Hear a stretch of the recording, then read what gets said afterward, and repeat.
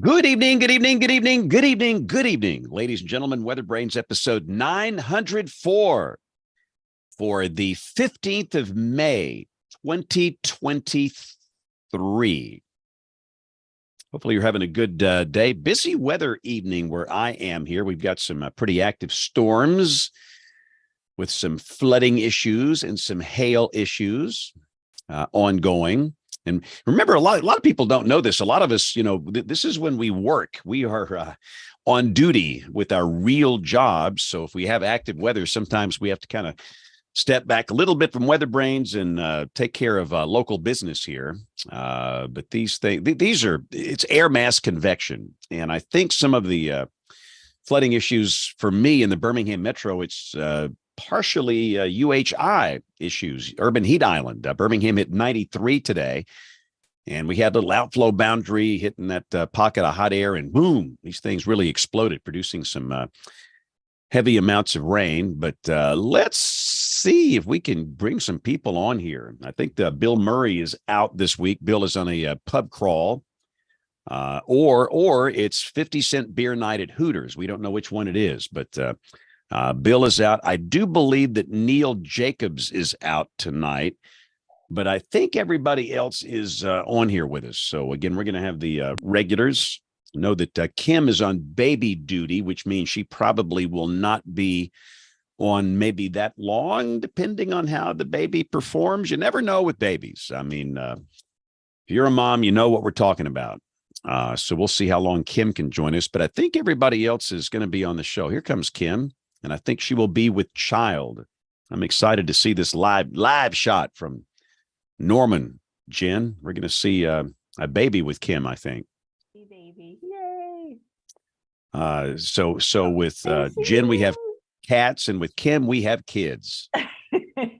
Cats and kids. Hi, baby. Oh, You say, hi, Miss Jen. hi. And hi, Mr. James. Hey. Are they waving at you? And hi, Mr. David. Mr. David got to meet you when you were brand new. Oh. Yeah, he did. That's a deer, that is a deer in the headlights look. Who are these people? Yeah. Why are these people on this screen, and why are they waving and doing this to me? Why is Mom there? She's holding me here. And this is a mirror. I'm very confused. Yes. Oh. Yeah, life is pretty confusing when you're small. Oh, it's confusing when you're old. Yeah. This is true. This is true. Yes. Yes. Well, David, thank you so much for organizing everything tonight. We're really excited for the panel. And thank you, Andrea, for joining us. Nice to meet you. Yay. Is your audio working? Sorry, that was on mute. It's nice to meet you too. As of kids, I'm sitting in my office right now, which is the inside of my vehicle because that's the quietest place in my house, out in my garage. Wow. How many kids do you have? Well, I've only got two at home. One's going to be a sixth grader and one's going to be a freshman in high school, and they're very loud tonight. Are these boys or girls? Boys. Oh yeah, I've dealt with them. It's bad. So sixth graders especially. Yeah, I have three boys, and school has been out. This is the first week that school is out, and they're very rowdy. Yeah, no, I understand. And the worst thing about sixth grade boys, so they come out of PE or baseball practice, and what do? They spray themselves down with Axe, thinking it's love nectar. They think all the girls are just going to love them. And the truth is, it is like a sewage treatment plant. It's a cesspool. It's bad. In fact, my vehicle still smells bad from when our boys were in sixth grade. So I'm just saying, it shall pass. It shall pass. But thank you. I'm glad to hear that. Yes. This is why I would teach third grade. I would teach third grade all day. I would be the greatest third grade science teacher. I mean, third graders, they understand sarcasm. They're old enough to understand sarcasm. They think you're funny. They have the cognitive skill to learn middle school level science. They will learn it.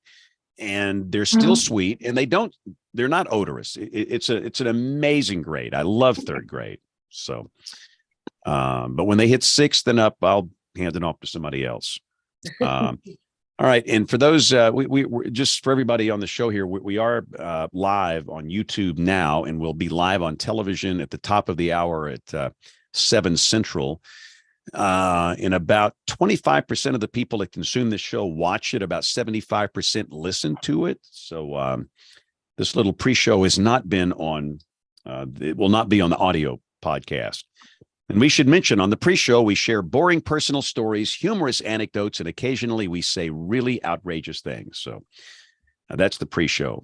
And Bill Murray is on the pub crawl tonight. He's out.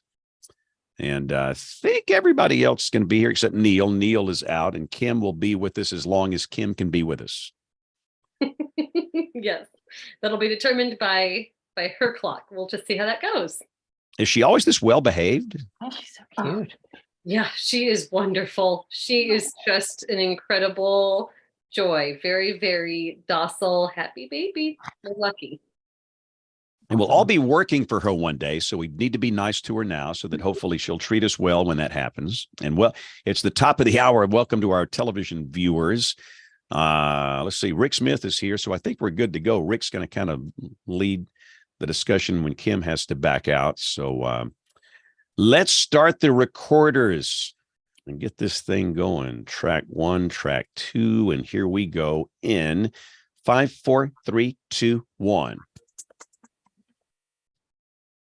WeatherBrains, episode number 904, weekly show all about weather. This is for the 15th of May, 2023. And man, we are lapsing into a summer-like pattern, which typically happens in mid-May. As I do this update where I am, we have some random air mass convection, which can be problematic. And typically here, when we have problems, it's related to either wet microbursts or flooding. And flooding has been the biggest issue. We have one cluster in my market here that's partially, I want to say, induced by UHI, urban heat island effect from Birmingham. It was 93 here today. So anyway, a little busy here. Let's go up to Jen. Jen, what's happening in your world? Can you send us any continental air of lower humidity? That would be appreciated. Yes, actually I can. And we've been great here, after being cold forever.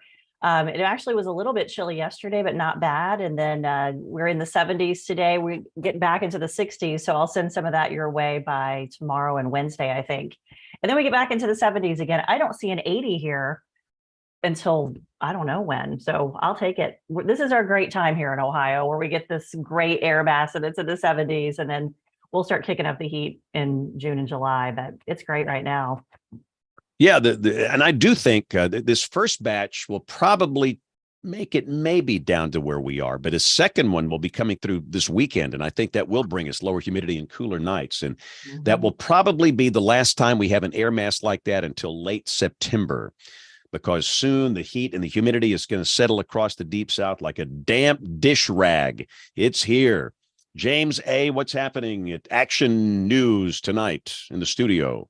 Well, we just taped some of the best topical promotions ever for Fox 23 News at 9:00. Ooh. No, it's pretty quiet today. We had more well-behaved rain. I can't believe the level of rain that we've had over and over. And Rick and Kim, don't listen to this, but with very little severe weather over the last couple of weeks, almost in my half of the state. And we've got more coming Friday that I don't think is going to produce any severe weather threat to speak of. Wow. Sorry, Rick. Sorry, Kim. Yeah, Rick, what's the story over there? I don't know what he's talking about. That's no. We've actually gotten a fair amount of rain without all the other bad stuff. Last Thursday was another crazy tornado day. Thankfully, we didn't have anything too intense or interacting with a lot of people. But and David, you can attest to this. David and I both live in McLean County. This is McLean County's year at all, but it's also not been Norman's year or Pottawatomie County. We had another, we're still counting, but 8 to 10 to 12 tornadoes last Thursday. But we've also gotten some beneficial rain and lots of good rain today. And even some of the people that have been praying hard for rain are like, okay, a little bit of sun would be nice. I think we're going to dry out here for a couple of days at least. Yeah, well, and we'll talk about the tornadoes and the severe weather event later in the show. Let's go down to Troy. Troy, what did it hit? 107 there today? What'd you do? Don't exaggerate so much, James. It was 102, and actually it got up to about I think 87 or 88 before the thunder roared, and we headed indoors, and that kind of gave us, I think, about 5,700ths of an inch of rain between about 1 and 2 this afternoon. So, and that goes with our 2 inches that we saw the end of, or actually over the weekend, Friday and Saturday. And I'm interested in seeing the drought outlook this week and seeing how some of the drought over South Texas will be at least diminished. So Sure looks like they had a pretty nasty tornado around Brownsville a few days ago. yeah, that was early on Saturday morning around 4 a.m. Still some discussion about exactly what time the tornado occurred. It was probably a warning that was sort of issued at the last minute. The signature was visible on radar, but it's just, this is a part of Texas where, and Rick can attest, it's just not a place where you see a lot of these. I think this was the first EF1 since, I don't know, in the last 10 years or something, or 15 years in South Texas. You just don't see it in the lower Rio Grande Valley. This thing was just kind of northeast of Brownsville. Yeah, And very interesting. One fatality and I think 8 or 9 injuries. Interesting case study, pre-dawn tornado. That's very Yes. different for that part of the world. But anyway, Kim, please introduce your in-studio guest and then introduce our out-of-studio guests. Yeah, if you hear screaming and the sound of stampeding feet outside of the door, that's my 2 other children, the 4-year-old and the 2-year-old. But in studio with me today, I have my 8.5-month-old Zoe, and she is reading some exciting earth science literature for babies. It is not Wallace and Hobbes, guys. It's not Wallace and Hobbes. But it is one of the Christopher Reeve books. The, fill in the blank for babies. We just have all of it. So the girls love these books, and it's adorable watching them turn into little science nerds. And I actually learned stuff from some of them too. There's a book on general relativity, and now I understand it so much better than I ever did. They're great. Wow.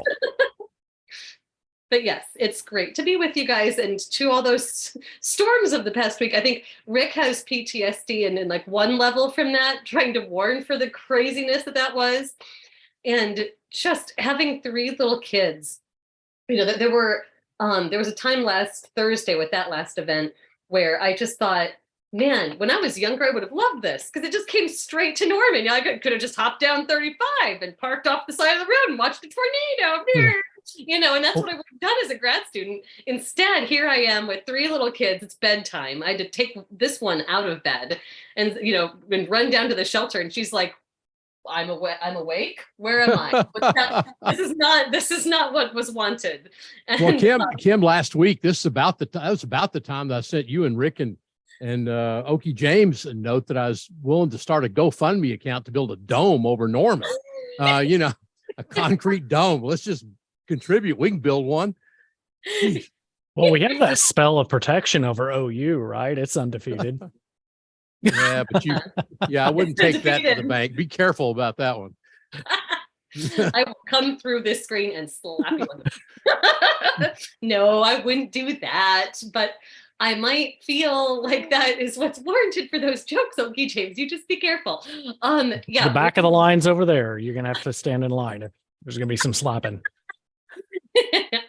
Oh man, it does not feel like there's any dome of protection here. We've just seen lowering after lowering just over my neighborhood. It's a very bizarre feeling. It's been a weird spring. It is what Rick was saying.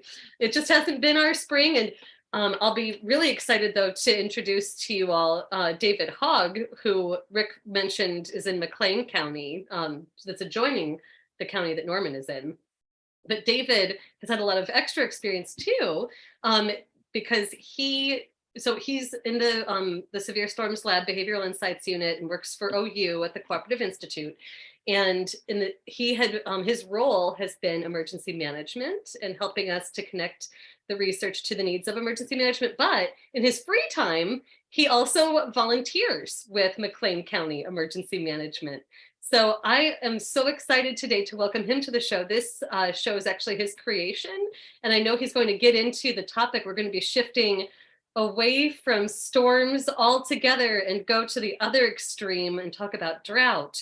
But I think, David, we'd love to hear what your life has been like with your little volunteer activity down in McLean County. How's your spring been? Yeah, I put in chat, we've had 4 tornadoes with, 4 different tornado days with damage since December. So 6 months, 4 days. It's been busy.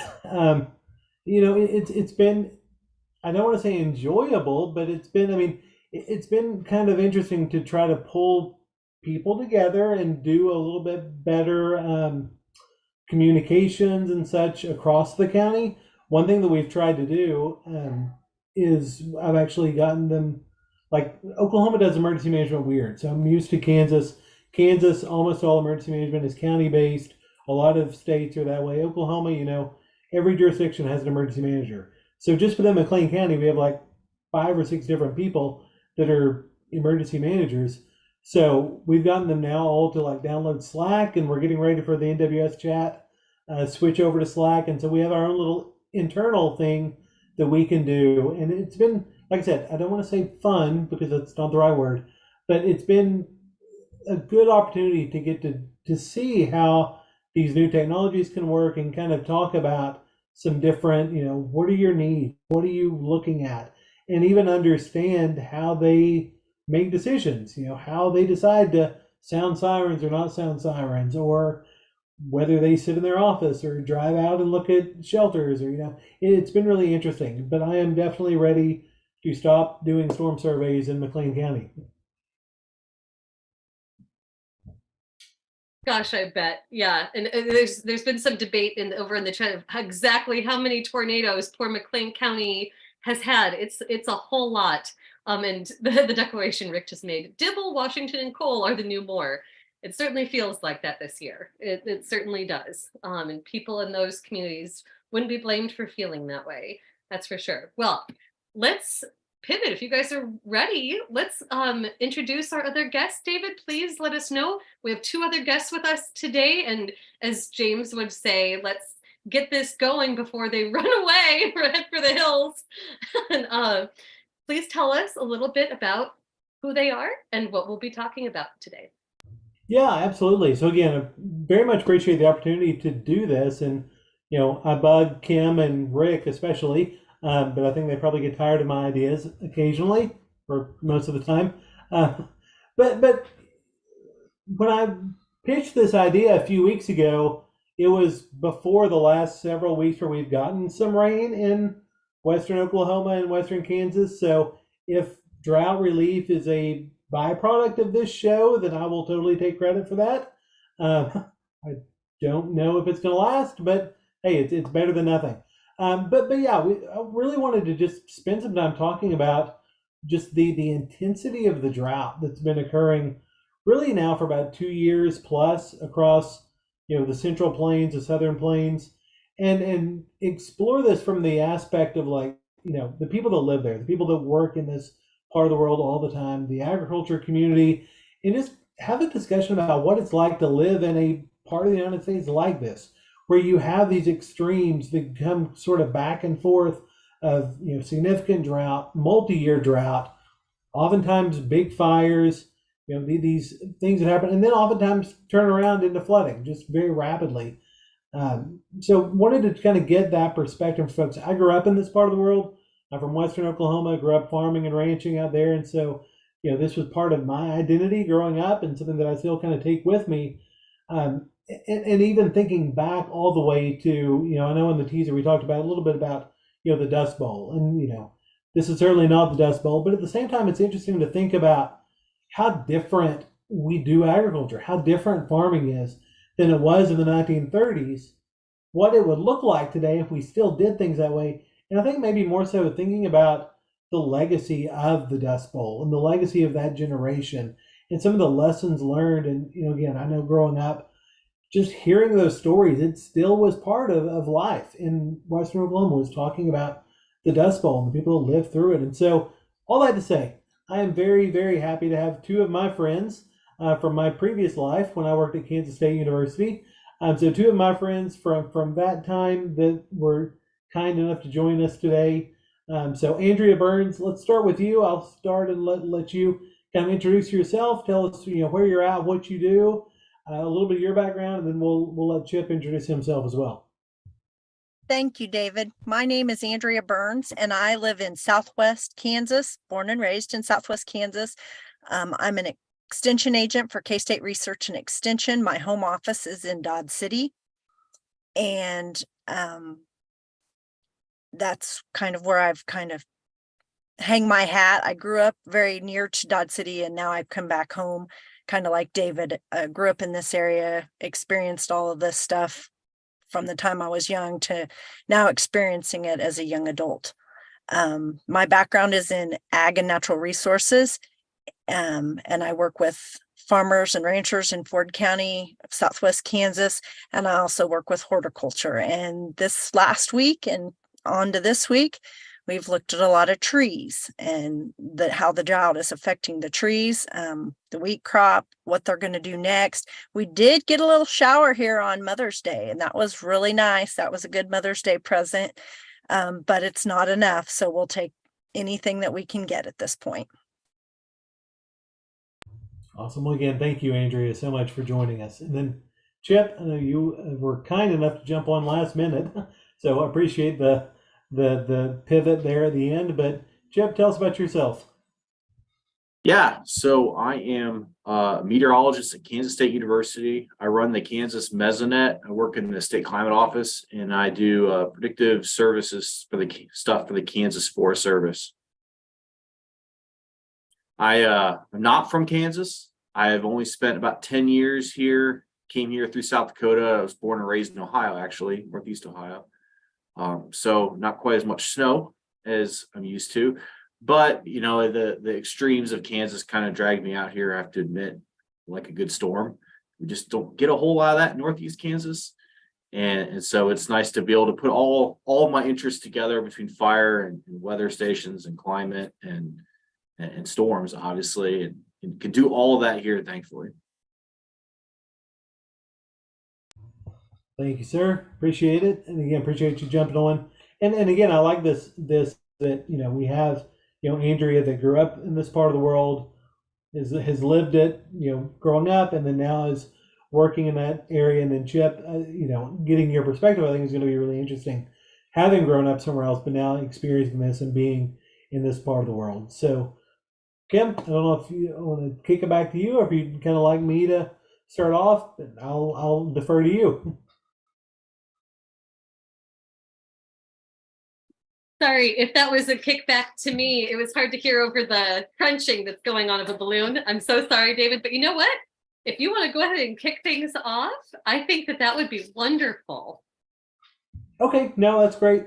So I guess the first question would just be, again, we all experience obviously weather in our own sort of bubbles, right? I mean, we all experience things very locally. So I want to give Andrea, I think first of all to you, just tell us about the last year plus. What has it been like? Your experience, and again, knowing that you've grown up with this, but what has the last year to 18 months to 2 years been like for you in Southwest Kansas? It's been difficult.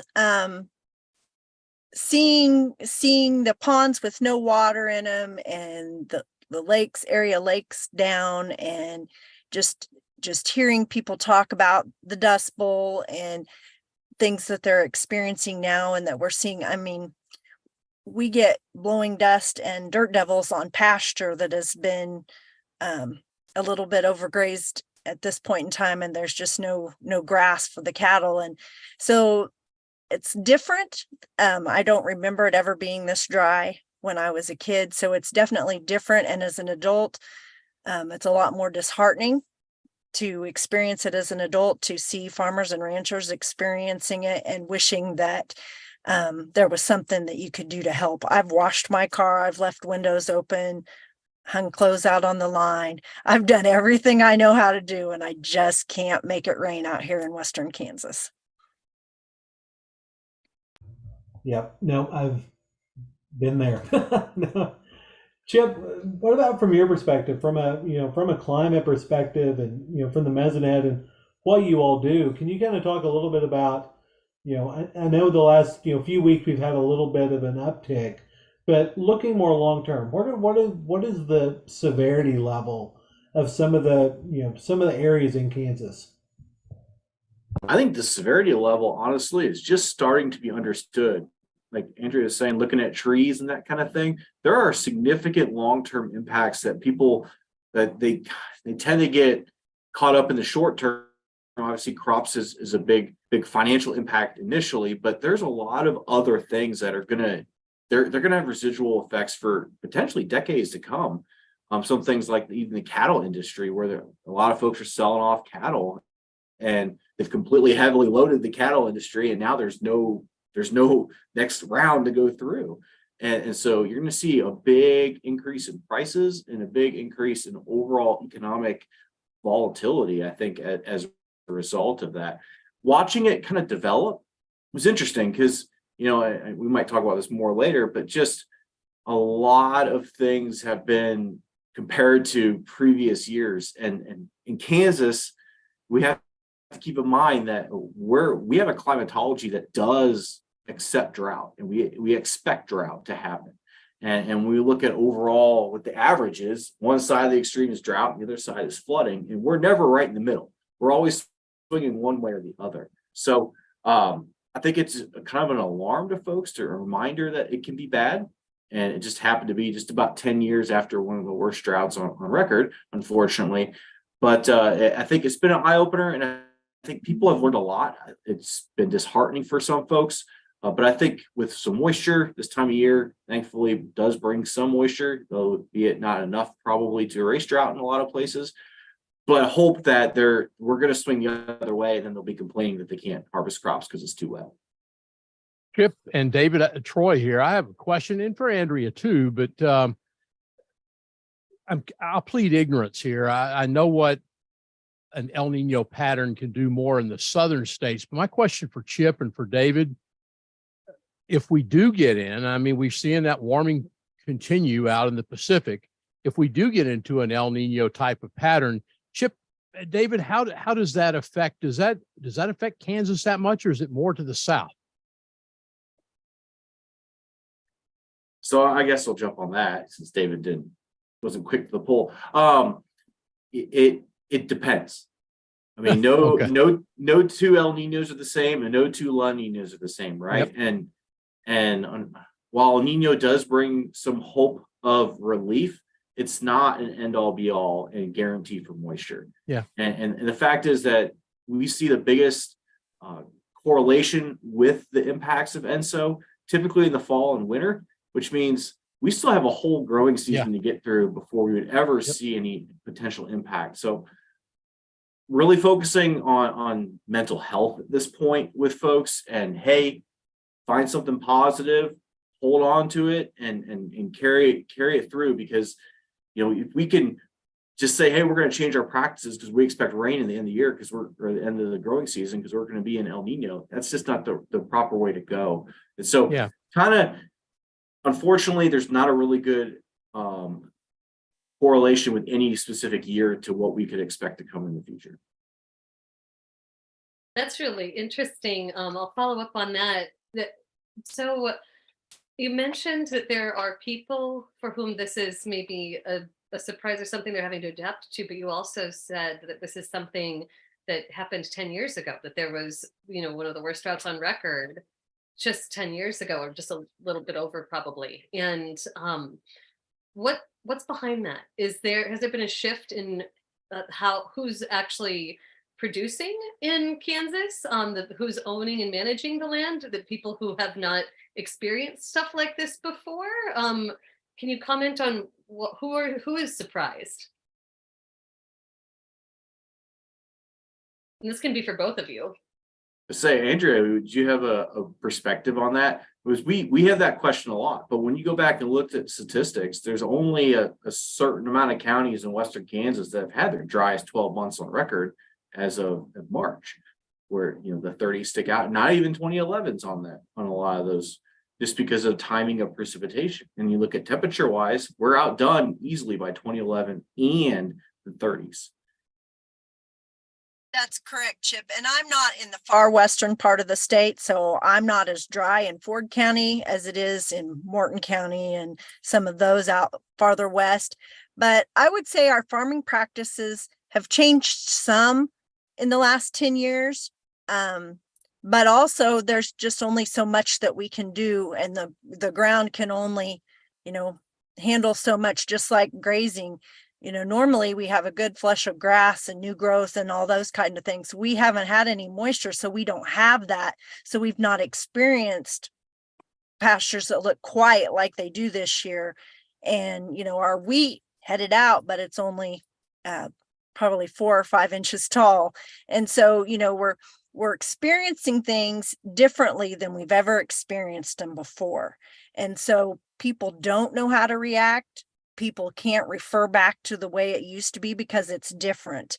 And so that's probably the hardest thing. And usually in western Kansas, if we don't get a crop, if we have a drought or something, we can rely on the livestock side of things to help the farm float.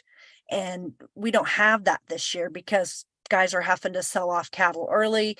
The hay supplies are running out. There's not going to be much farming as far as harvest because of the drought. And so that's really a different situation than we've ever dealt with before, because we usually have something to fall back on. And this year we don't have that.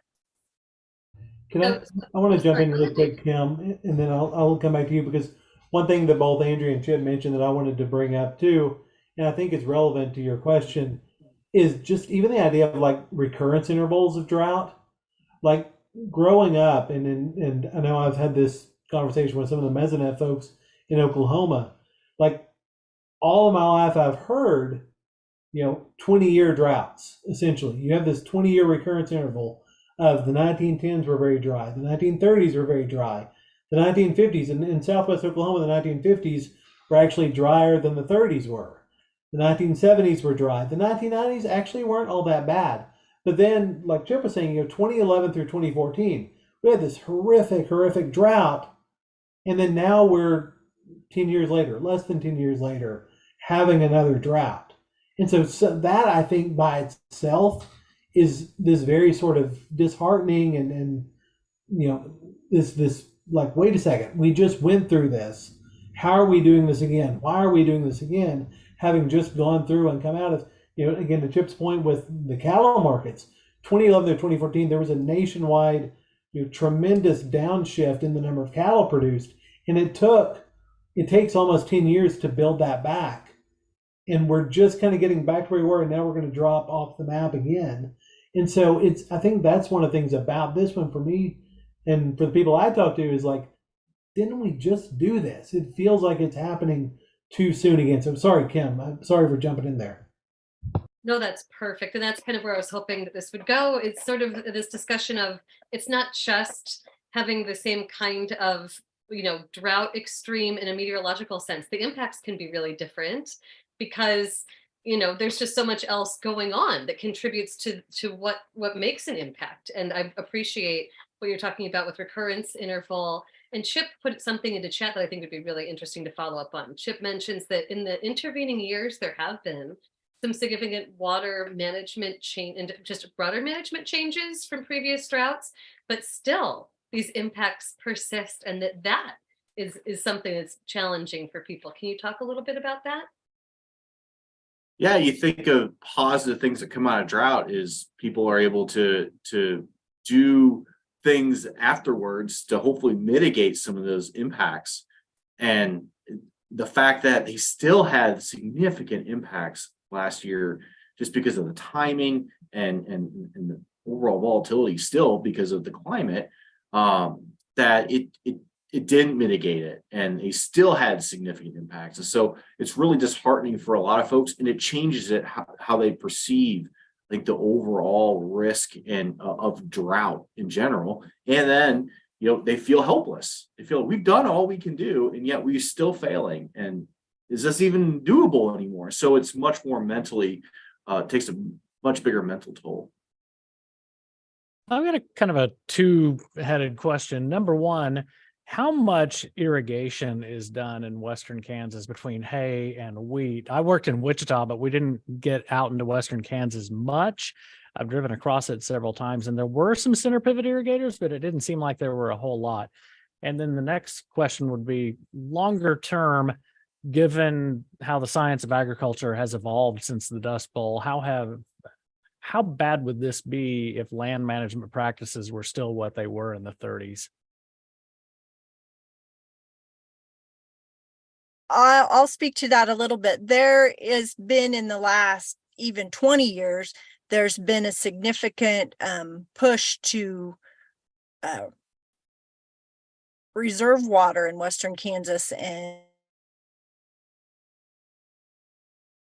farmers are not pumping, or they're converting their center pivots to dryland crops and those types of things to try to save the water that we do have out here. And there have been significant changes and great advances in that, but still it's not enough. The aquifer is not recharging. It's a little bit, but not near the amount that we had taken out of it before. And so I think that is a something that, these farmers are doing things to change their practices. They're doing strip till, they're doing, no till, they're doing different things, and it's not making a difference. Or just like, the ground is still blowing, even though it hasn't had tillage on it. There's just nothing there to hold the ground down. And I can't imagine if our farming practices are the same as they were in the 30s and we lived in that now. I can't imagine what it would be like, just because we have a lot of windy days, especially in Dodge City, Kansas, one of the wind capitals of the world. And, not having just the ground to hold the stuff to hold the soil down is just makes a huge difference. To see dirt devils in pastures that we wouldn't normally see before, I can't even imagine what it would be like. I mean, we've done a lot of things to change, and we'll continue to do a lot of things to change. Like Chip talked about, it's a mental thing, and we've got to see some give to the weather, because the farmers have given about all they know how to give, and they're not getting anything back.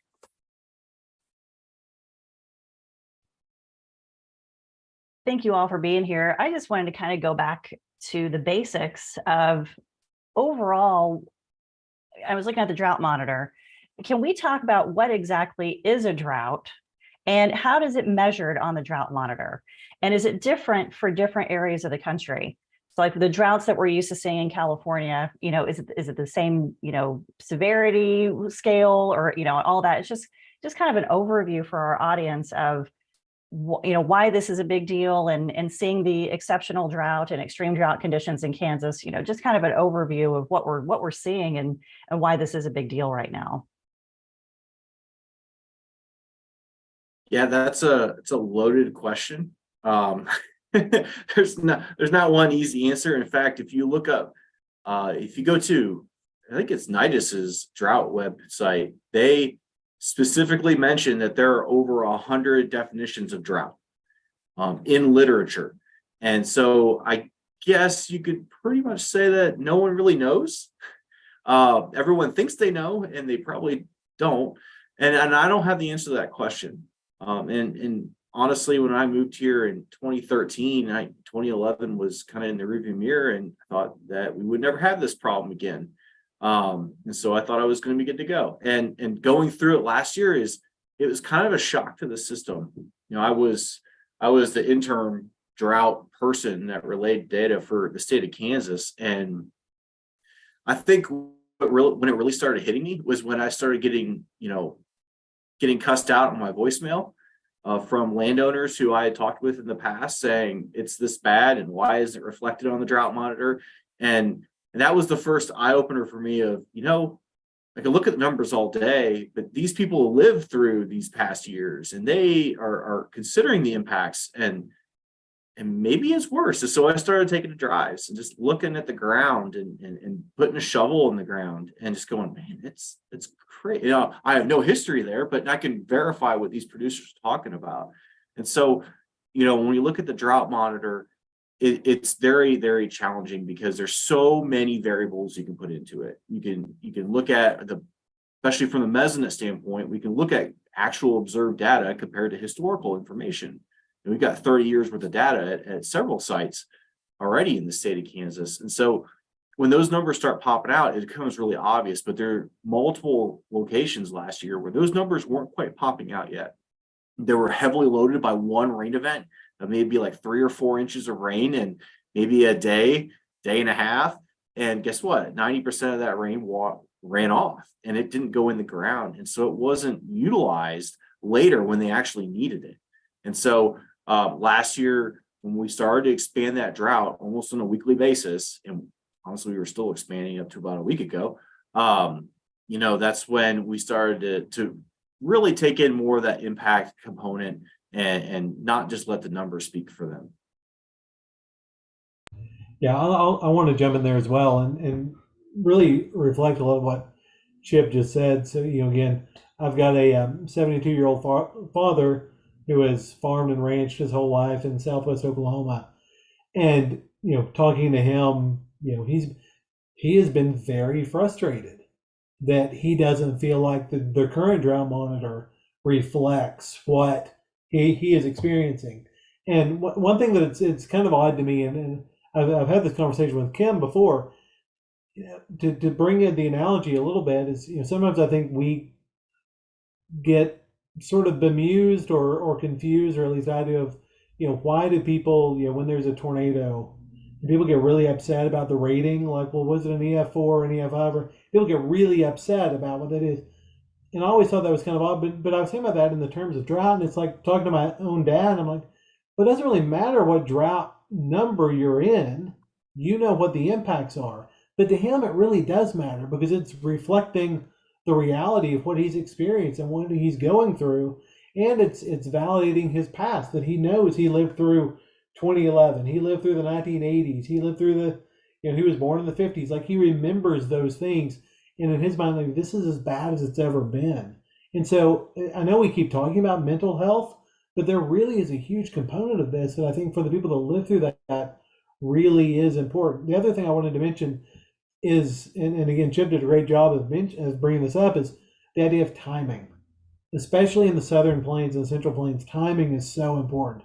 It's not about how much rain you get over a period of time. It's about when you get the rain. And if it comes at the right time in a crop cycle or in, the right growing season. And again, whether it comes all in one day or spread out over a period, has such a huge difference in the availability of that moisture to be converted into crops or grass or forage or whatnot. And so just looking at numbers by themselves, a lot of times it doesn't tell the story very well.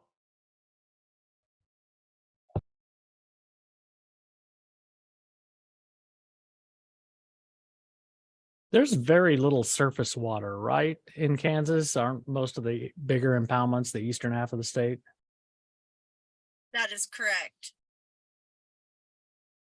Yeah, and even the surface water in the eastern part of the state, stream flows is a really good one to look at for drought impacts. But most of those are managed stream flows, and so if you just pull up a stream flow map and you see, there's a 50% flow, which might not be significant in a lot of places, that might be just the reservoirs keeping stream flow going. And so that's one example. And then the surface water, there are, I forget what they're called. They're small ponds that they develop like around the Scott City area in part of Western Kansas, where they, Andrea, you might remember, but they help, they really need those to help resupply the aquifer by getting those little ponds that are naturally occurring, whatever that means sometimes.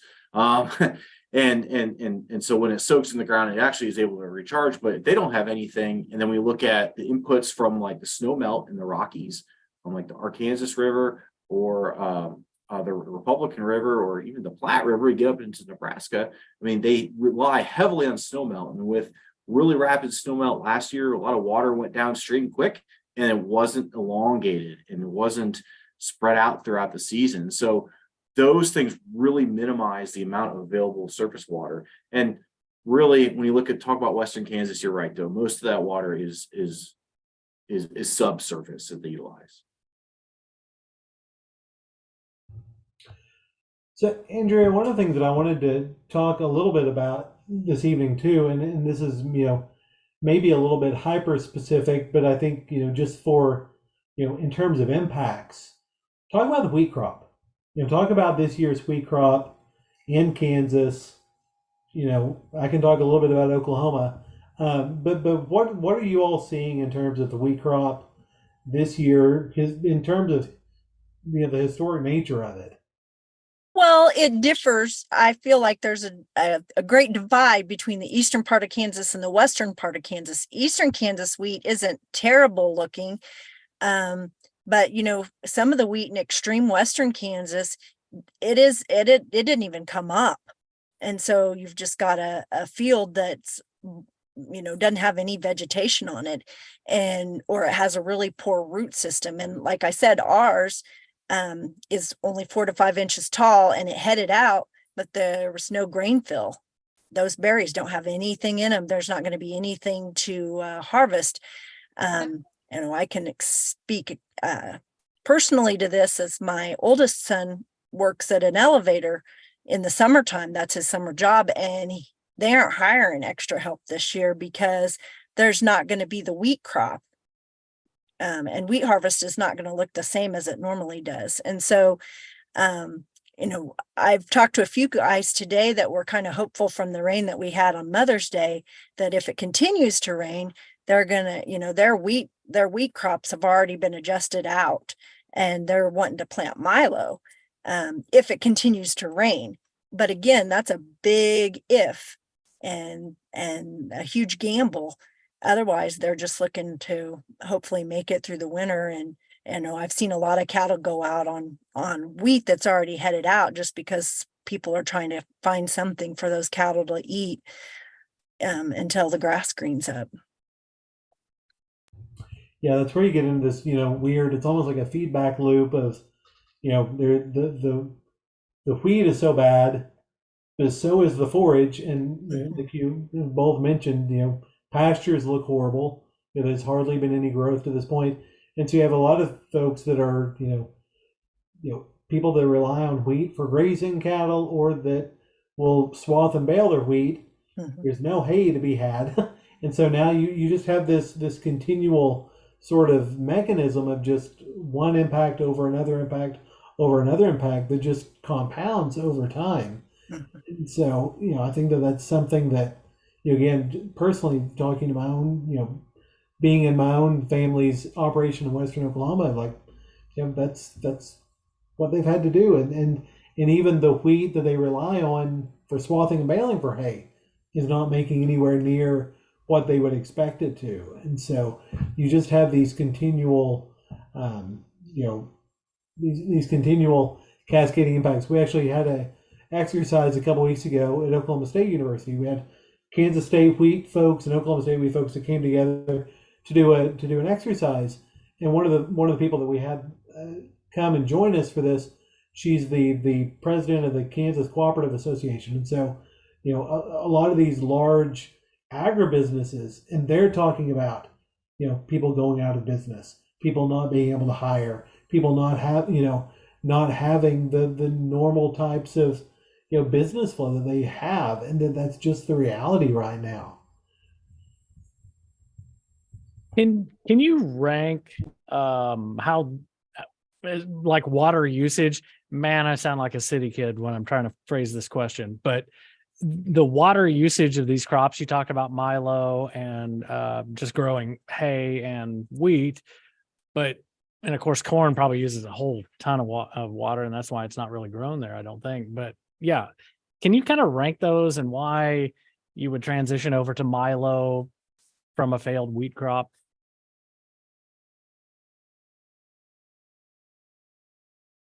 That's all you, Andrea. I can try to answer that. Milo is probably one of the better crops grown in Western Kansas. It requires the least amount of water, does really well in our extreme temperature swings that we have this time of year. And so it's grown a lot, and it can be grown for crop production, or it can be grown, there's forage style wheat or sorghum crops too. So guys can plant those and use it for a variety of things. Corn definitely uses the most water, and there's not a lot of irrigated corn. There's some irrigated corn. There's not a lot of dryland corn, and even the irrigated corn last year, guys weren't able to irrigate it like they wanted to because they're only able to pump so much water, and it needed more water than they could pump at certain points in the year, especially when it was putting on ears. So corn is not really, conducive to that. And we saw a lot less corn acres and a lot more milo acres than we've seen in a while.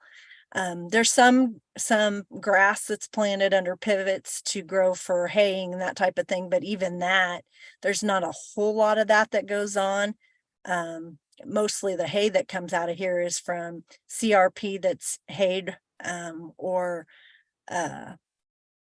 ditches or other things that are hayed. And so there's not a lot of crops, unless they're failed, that are grown for actual hay. So it's kind of like David said, it's kind of a vicious cycle that we can get caught up on one thing usually, and then rely on the cattle when the crops fail. But the last 2 years we've not been able to do that because both are not doing well because of the moisture. And again, the other thing that's big, and it's a big mental thing, we haven't touched on it, is the guys that have cattle have been hauling water to them since like February. And that's a big thing, and that's a time consuming thing, and it's a big expense because there's no water in ponds and things that we used to rely on before.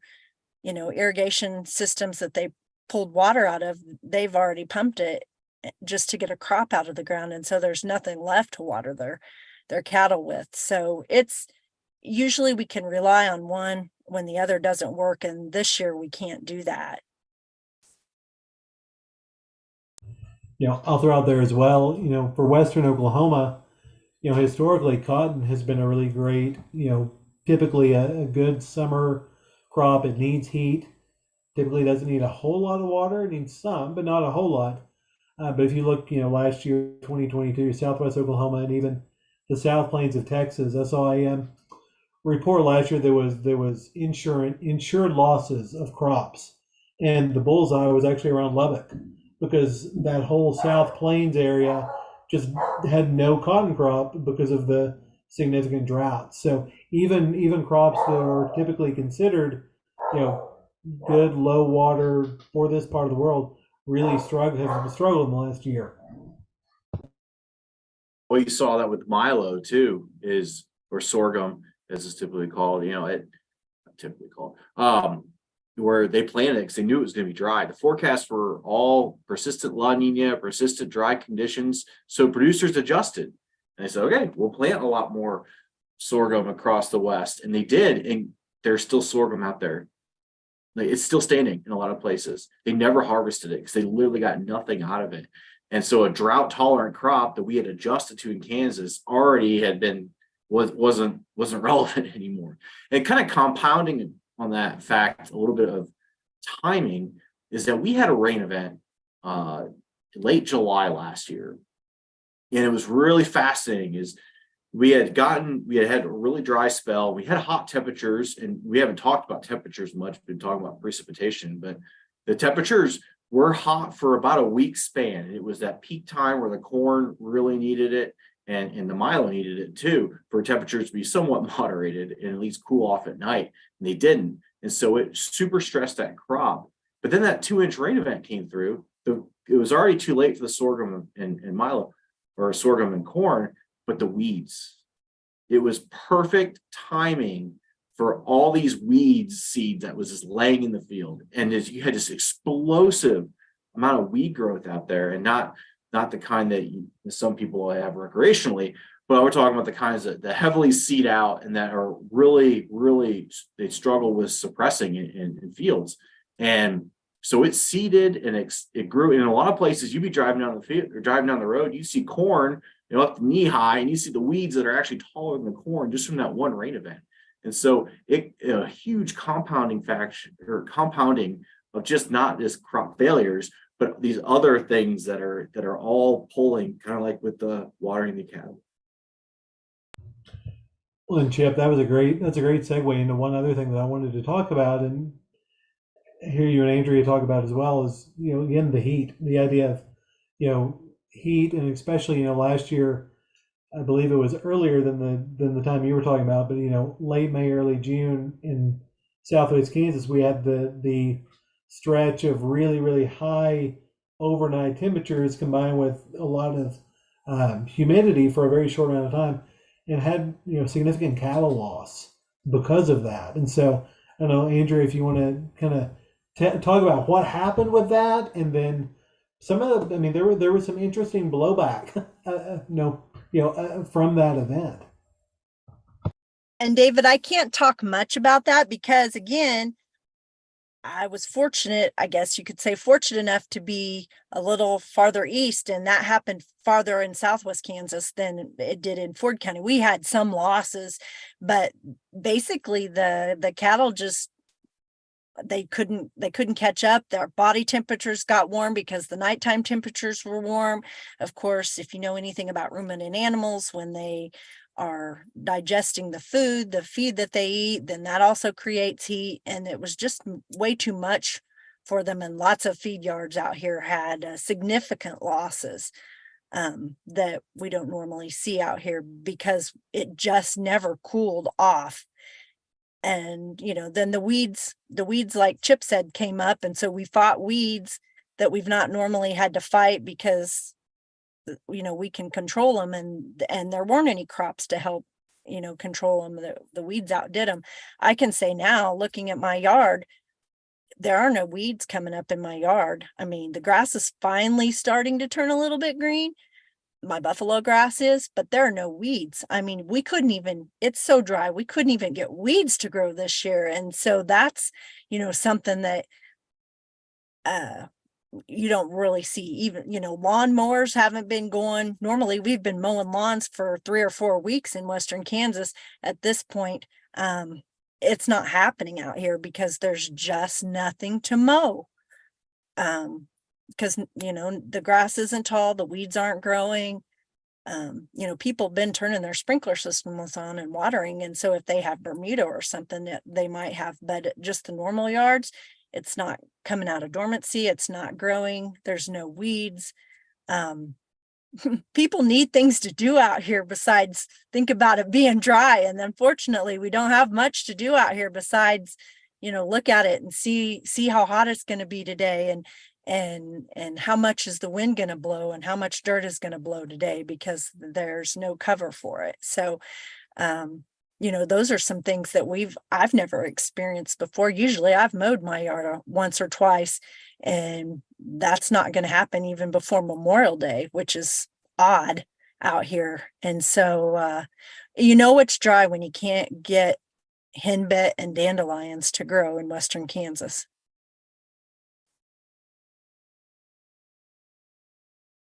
I really want to make sure it hasn't just been a problem for Western Kansas. It's been a lot further east, and it kind of stretches to I forget what the interstate is in Oklahoma. That's kind of the dividing line right now for drought. But west of basically, I guess south of I-70 has been horrible, especially in parts of southeast Kansas, where they were running into water supply issues before about a week or two ago, and they average double to 2.5 times the amount of moisture that Western Kansas sees, and they weren't even getting half of that, and so there were huge precipitation deficits in those regions that were leading to big problems last year as well that were much more because they rely a lot more on surface water for public water supply. And with the reservoirs getting so low, they had to keep them running. They were running into caution and warning categories that they don't typically run into. And that is true, Chip. I guess I should say it does go into part of eastern Kansas. And I would say it does go into Oklahoma. My husband and I took a trip from Southwest Kansas down to San Antonio, Texas, early March. And we're driving along and got excited. And my husband's like, "What are you excited about?" And I said, "Look," and we were pretty close to Texas. I said, "Look, there are cattle on wheat pasture." I said, "I haven't seen that yet this year." And so, you had to go quite a ways before you could see that in Oklahoma, even to the southern part of Oklahoma. And you don't normally have to see that. You can, see cattle on pasture is a pretty well common occurrence. And it wasn't this year. And he just kind of laughed at me because I thought I really appreciated that sight, and he didn't understand my excitement. Hey, I guess this is mainly geared toward Chip, but Andrea, if you've got anything too. We've talked about a little bit about the temperatures, the rainfall. Chip, and I know you're more directly involved in the wildfire side of things. What impact is the drought having on the wildfire? The frequency, the severity? Kind of talk about that angle. Yeah, from a Kansas standpoint, it's been an interesting reaction with fire. Is that we didn't have any green up last year in the western half of the state. And no green up means that folks were overgrazing and the grass never grew. And so there was no fuel, what we call fuel, basically grass loading to burn in western Kansas. And so this previous spring, which is our typical fire season, we're obviously in the back end and we're pretty much out of it right now with the recent moisture.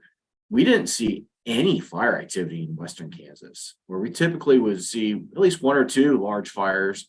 And we call a large fire like 300 acres in grass or 100 acres in timber, which doesn't really exist in western Kansas.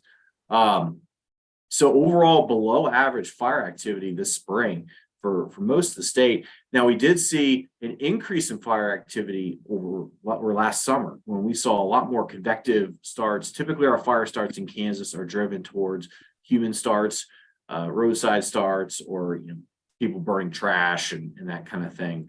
Where we'll see a much more frequent the summertime last year we had convective season, we had a lot more dry lightning starts, and we haven't gotten the official numbers on it, but through an unofficial count that we did, we were double to triple our normal dry lightning starts. Now, granted, they didn't get big because despite the crops struggling, like we talked about, they were still green and they still prohibited fire spread. And so the fires were all kept pretty small, but overall fire activity over the summer was significantly up as a result. Now, the 4th of July is another day we look at for fire starts in Kansas. I wonder why.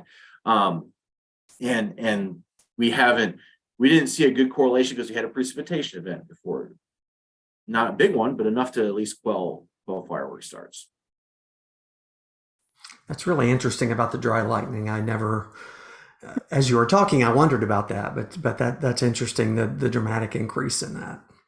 Well, we see lightning typically in the springtime, and that's when things get green, and so the fuels just aren't receptive for fire or for fire spread. And so once we get in the summer, usually there's enough moisture with those thunderstorm activity to at least suppress any fires that start. We just didn't see it last year. We saw a lot of dry lightning that just didn't have moisture at the core because the environment was just so incredibly dry.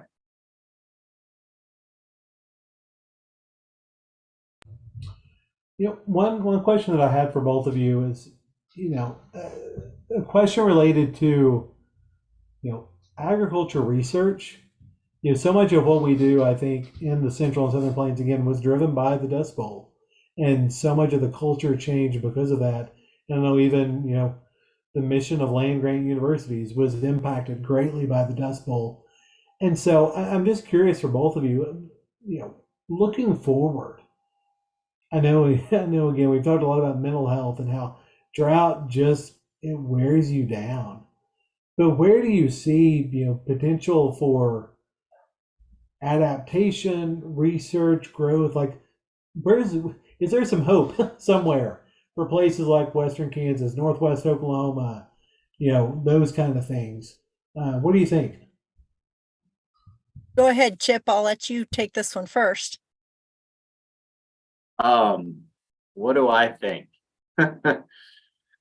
Yeah, I'll tell you, it's a challenging time for universities in general, with enrollment struggles and big major sports programs doing better than they typically do, taking all the attention. That where do we go from here is a great question that I struggle with on a daily basis. One thing I've learned is instrumentation, in getting, at least from our perspective, we have found the need that the data sets we're using aren't complete enough to really give a good understanding of historical perspective.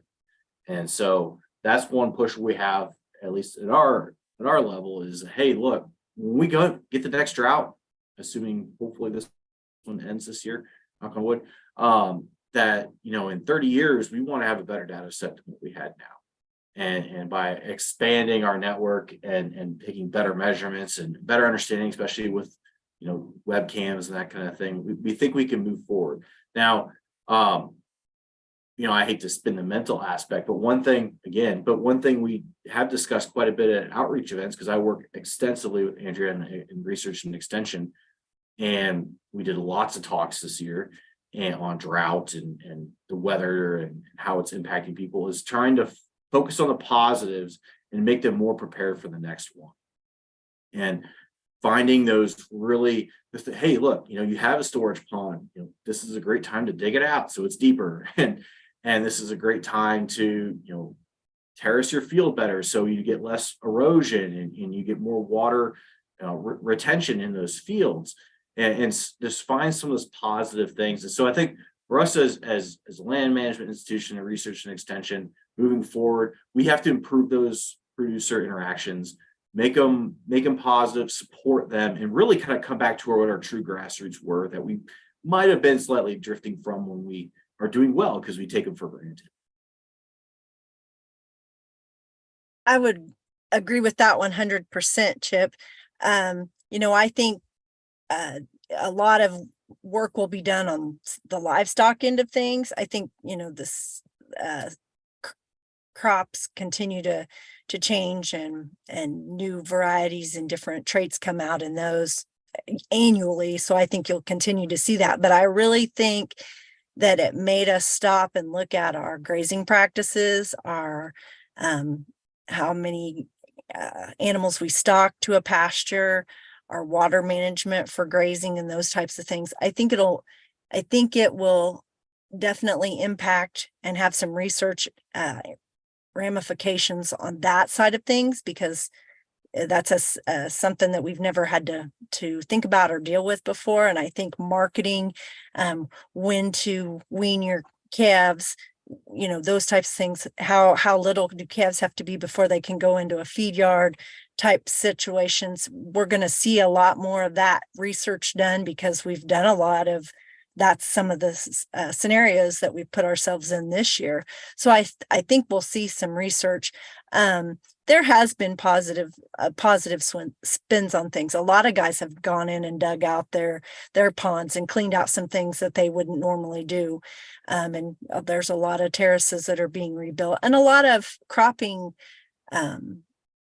systems that are being reevaluated, instead of just fallow or milo following wheat or something. They're really looking at getting the best bang for their buck and utilizing that moisture that they have early on. We might have some moisture when we put the seed in the ground, but we need to look at planting intervals and how long is it going to take for it to come up while we have that moisture, and then how are we going to sustain that plant when it does turn dry. So I think there's a lot of opportunities out there. We just hadn't taken a minute to wrap our heads around them yet. I think we'll continue to see that. David, if I can squeeze in one more question. We talked a little bit about beef and cattle sell off. How does this affect not only grain prices, but beef prices? And if everything return to rainbows and unicorns next year and the rain was perfect, how long does it take for those markets to recover to what would be, I guess, normal if there is one over the last 5 years?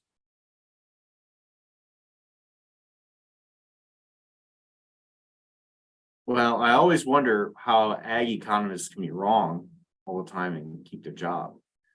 And somehow they they continue to do that. We've set ourselves up for potential for obviously a struggle coming in the future. And, I think the next year is really going to dictate how big commodity impacts will be. The problem is the commodity industry, I guess for lack of a better word, isn't just restricted to what happens in the Central Plains. There are so many external factors that relate to just like China building a port somewhere in another country.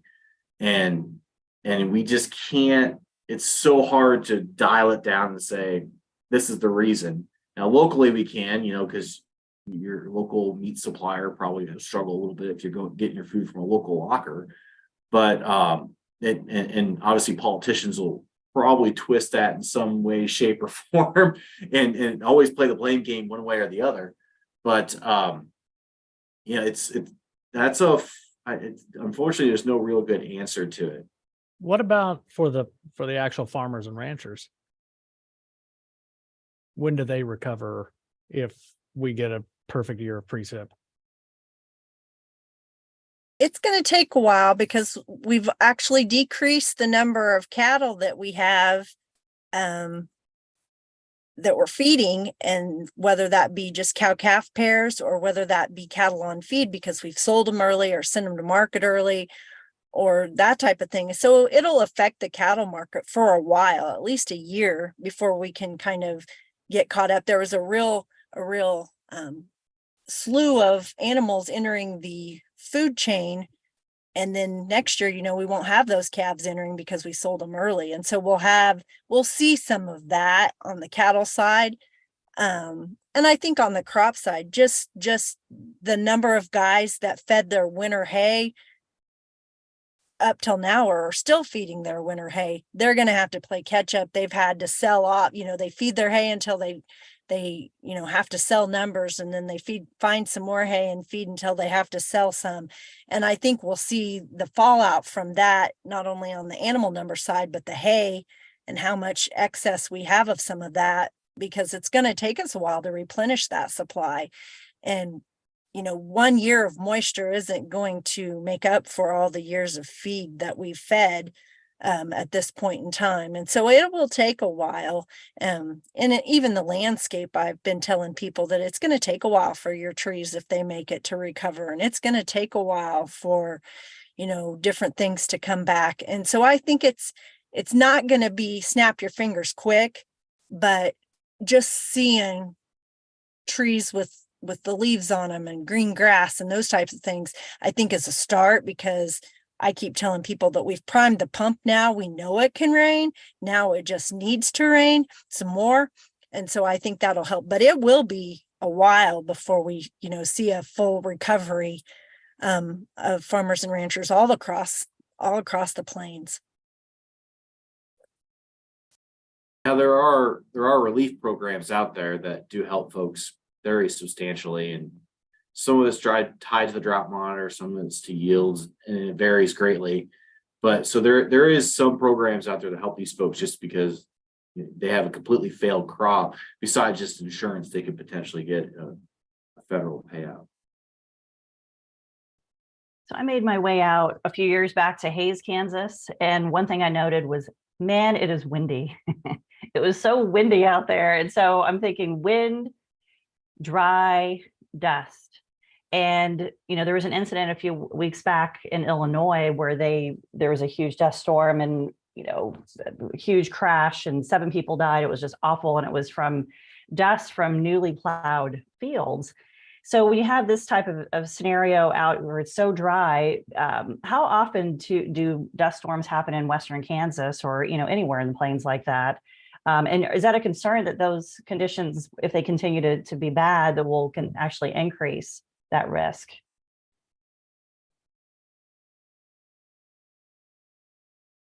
Well, we've had that problem very often. We just have a lot less population that lives out there. And a population that knows how to handle a dust storm, kind of like how you handle a snowstorm, right? Slow down and take it easy. Get off the road if you can't see. And so that they have a little bit more preparation, know how to handle it than folks in, like, say, Illinois. Dust storms were very frequent. They were very frequent this winter. They did not take much wind to get a lot of dust moving. And so when we look at a high wind event, we're looking at twice as bad as what they normally would have, which is just stay off the roads. Don't even go anywhere. Now we do have I-70 that goes through. We just had a dust storm with the severe weather here last week near Hayes, actually. I don't know if they closed the interstate, but there wasn't a major pile up because the highway patrol knows how to handle those situations and knows how to slow people down, and they have a lot of practice with it. So I think just the frequency and overall experience helps a lot. Now you go back to like December 15th event, for instance, of 2021, the severe weather took the headline and then the fires took some headline too, but there was significant dust, tons and tons of accidents because there was just so much dust. And it just got kind of water under the bridge because it was not as big of a high media item and gets overlooked. And I'll tell a quick little story just because it is so high impact. Is there were first responders that had closed the road because there was an accident out. I think it was in Grant County, and a bunch of them got hurt because semi couldn't even see the first responders that were there and just piled into them. And man, oh man, it's dust is something that's super dangerous. That I'm glad, I hate to say it in this way, but I'm glad some other people realize this to how vulnerable we are when we till up that ground and we expose that dirt to a one wind event can change the lives of many people. And so let's just plan ahead and think about the 30s and maybe some management techniques. I will say it does add to the fire danger. One of the things that we did, and we learned from the 30s, to keep ground cover and to keep that soil in place. Well, guess what? If you have ground cover, you have fallow, or you have status, you got fuel that'll burn, so you get bigger fires too. There's no one solution.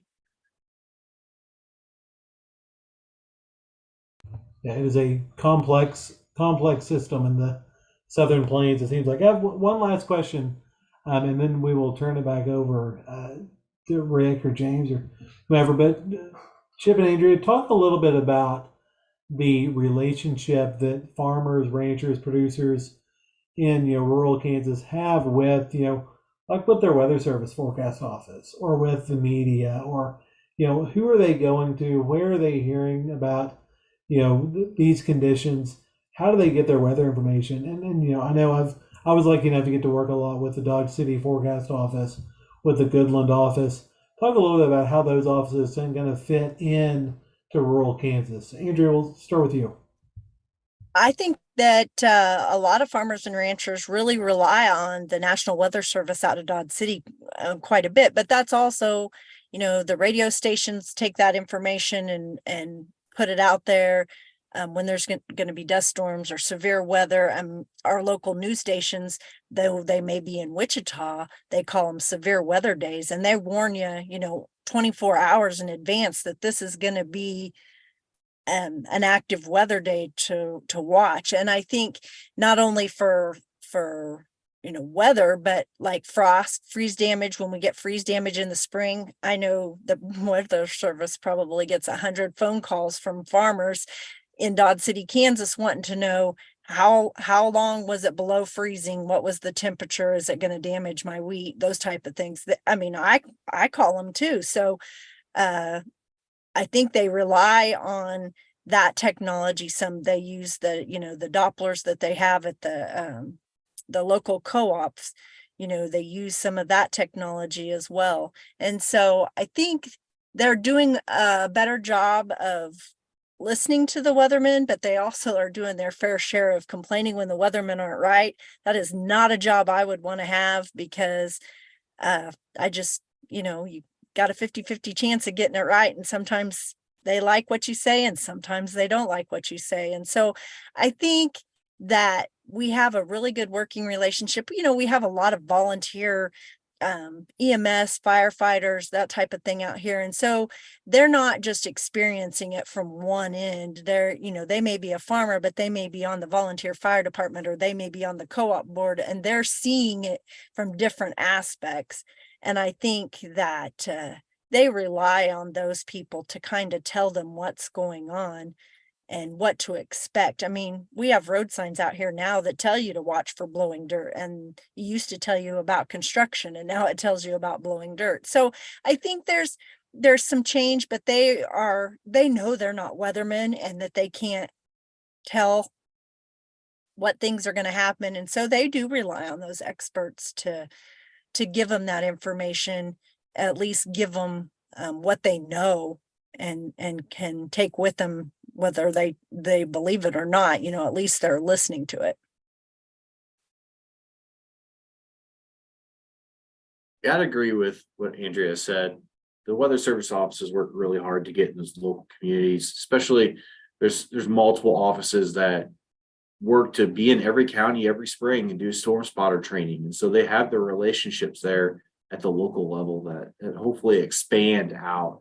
And I think they do, just because everyone's pretty, they might be spread out, but everyone's very well in touch with one another, and word travels pretty fast, especially social media can be the wrong word sometimes, but they're a lot more capability of communication than what we had before. And the local media works really close to the weather service offices. And what we try to do too, from our standpoint, is to connect all those offices more from a climate perspective and a drought perspective, so that we're all communicating across we're sending the same message, we're all working together to put forth the same thing. And so there's no contradiction. There's boundary lines, or CWA boundaries, I think are hopefully infused a little bit more in Kansas, I think, than other places. And I've seen that just from my past experiences in other places. And then, I hate to bring it back, but the Mesonet and we have weather data in locations that there might not be a whole lot of people that live there. And so we're able to put them on the map, and we're able to give them data to leverage to better work with these people and say, hey, we know how much you got in your backyard. And this is how the forecast is changing or improving because of that. And I think it really builds a lot of trust in that sense. Well, again, thank you both, Andrea and Chip. Very much appreciate you being on and giving that perspective. Again, as somebody who feels like they were sort of on the bridge between these two worlds, I know it's very much appreciated. And so with that, I'm going to turn it back to Rick or James and let you guys go where you need to go. All right. This has been good. I've been processing about 1,000 pictures that have been coming in here in my market of some active weather. But I was going to say, talking about the source of weather forecasts for our friends in Kansas, in the tornado business, a lot of people have moved away from the Weather Service, and they've moved away from television meteorologists, and they get their weather from weather entertainers on tornado days. And they're not all bad, before the haters get on me, but they don't have any formal training in weather. But I guess weather entertainers, they don't do subsidence, heat waves, and droughts, do they? It's a little slow going for that. Yeah. We often joke about having a subsidence chase team here in the office here, but it has been a very interesting discussion. And Andrea, I know that you got to run because you've been sitting in a car for over an hour. So thank you. What's the temperature in there? Are you cool in there?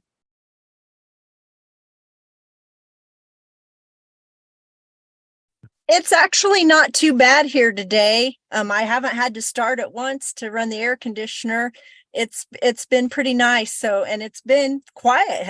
If you haven't noticed, nobody's been knocking on the window or trying to get they were trying to get my attention. They were putting up notes on the window for me to read, but it's not really that bad out here. And it was really cool today. And so we were thankful for that. So, but thank you for the opportunity. I appreciate it. And I enjoyed visiting with all of you. So thank you for the opportunity. So before you go, do you have any social media accounts or any way people can get in touch with you? What's the best way to do that if somebody's heard this and they're interested? I'm at the, not on social media, or not as much as my teenagers are anyway.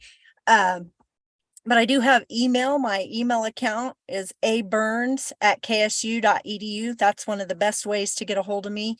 And they can always call the Ford County Extension office. My office professional usually knows where I'm at.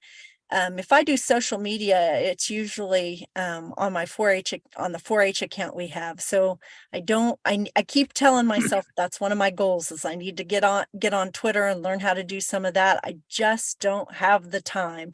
And I hate having to ask my 14-year-old for advice on how to do that kind of stuff. It makes me feel like I have to ask him for help. And in this house of boys, I try not to do that. For most of us, our goal is to get off the tweeter in the face bag more. So yeah, you're doing it right because sometimes these platforms, your IQ drops 10 points. But Andrea, thank you for being in the car and your input tonight is a great show. Thank you so much. Thank you.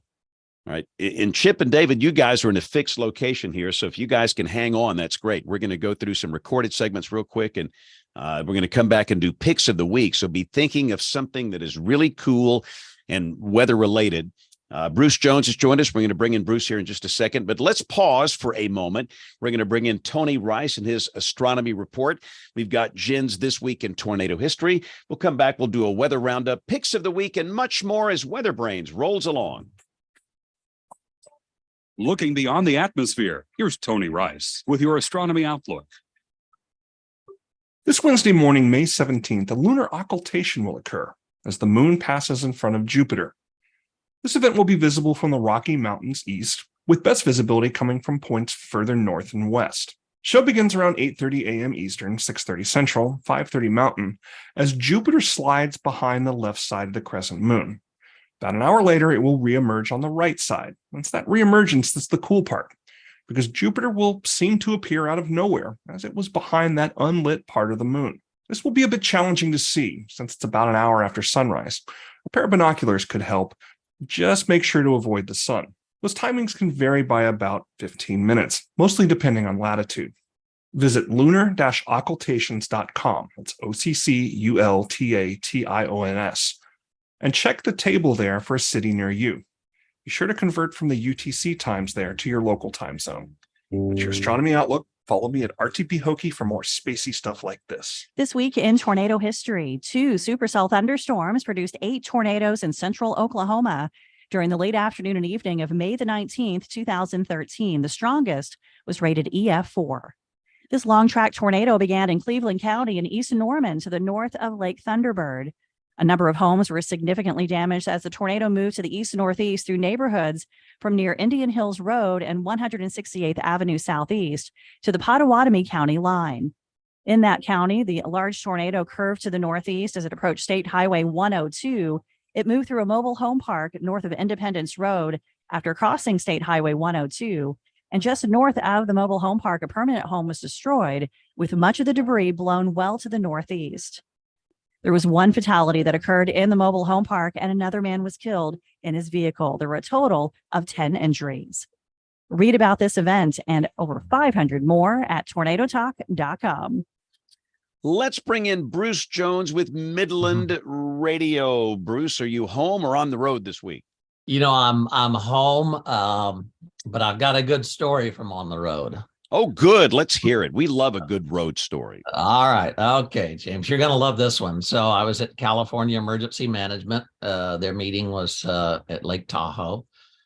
And the emergency manager for Santa Cruz County came up and started talking about the Edgewood fire, which is a fire I'd never heard of. He says, well, you probably didn't hear of it because it was the only fire in the state of California last year. We really had a very slow fire year in California. He said it was only about 20 acres. And it had occurred on a day where the winds were light and variable. He said it was a very atypical California wildfire. But here's the story. The fire started near an electrical substation. So the first thing that burned up was the electrical substation. No power.